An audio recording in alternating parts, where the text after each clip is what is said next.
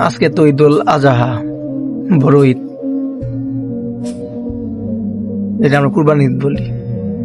এই ঈদে সবাই নামাজ পড়ছে ঈদগাহের মধ্যে। এই যে ঈদগাহ, নামাজ পড়ছে, নামাজ পড়ে বাড়িতে গেছে, গিয়া মারে দেখছে, যাদের মা আছে তারা মারে দেখছে, দেখে কুরবানি করছে। কুরবানি করে সে গুস্ত রাইনা মার হাতে গুস্ত খাইছে, কিন্তু আমি পারলাম না, কারণ আমার মা নাই। আমার মা আজকে 2-2.5 বছর হয়ে গেছে, আমার মা দুনিয়াতে নাই।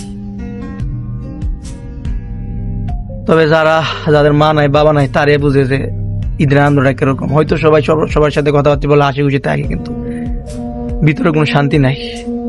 এখন শুধু আকাশের দিকে তাকে একটাই কথা বলি, মা তুমি জানি তা হো, আল্লাহ তোমার জান্নাত নসিব করো।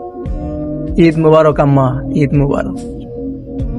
আল্লাহ যেন আমার আম্মারে জান্নাত নসিব করে। সবাই দোয়া করবে।